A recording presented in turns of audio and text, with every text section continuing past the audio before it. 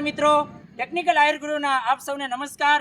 અમે જે જગ્યાઓ પર મિત્રો ઉભેલા છીએ એ જગ્યાઓ પર તારીખ 21 માર્ચથી 29 માર્ચ સુધી અહીં રામકથાનું આયોજન કરવામાં આવ્યું છે મિત્રો। અને અહીં જે કથા થવાની છે એ આપણા સૌના પ્યારા એવા મોરારી બાપુ અહીં આવવાના છે।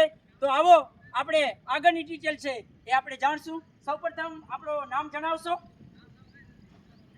રાજાભાઈ ભરવાડ। બરોબર છે।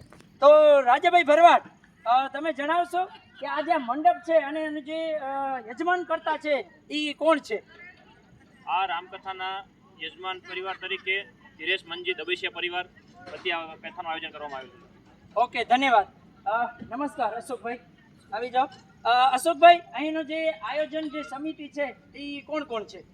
આમાં આયોજનમાં તો ઘણા બધા સહયોગ અને બહુ આજે મહિના એકથી લાસ્ટ આપી રહ્યા છે અને મેન આયોજનમાં આમાં પ્રવીણભાઈ તન્ના કરીને છે। બરોબર અને છે। પ્રવીણભાઈ તન્નાનું વિશેષ આજે ઘણા દિવસ થયા બરોબર। રમેશ હાજરી અને છે, એના નીચે ગજરભાઈ કરીને છે, બરોબર। યોગેશભાઈ ગજર, બરોબર છે। પછી ભાવેશભાઈ કરીને છે। એટલે આજે અલગ અલગ બધી એક કર્યા છે અને આખરી ઓફ આપવામાં આવે છે બરોબર। ત્યારે થોડો ઘણો હજી રહ્યું છે। બરોબર।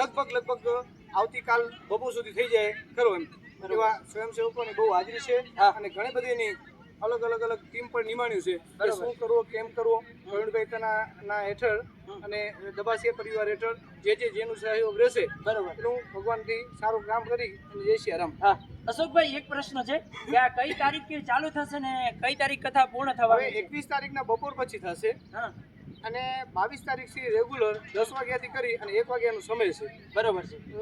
અને અહીંયાનો ભોજનની વ્યવસ્થા ને કઈ રીતે ભોજનની છે? વ્યવસ્થામાં બપોરના છે, આપણે અલ્પાહાર અને સાંજના છે, બરોબર। 2 ટાઈમ જમણવાર છે।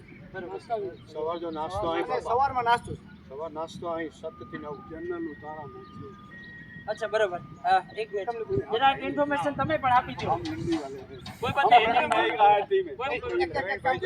આટલો કાબુ નાખ્યો તમે અને જમણવારનું હોય ને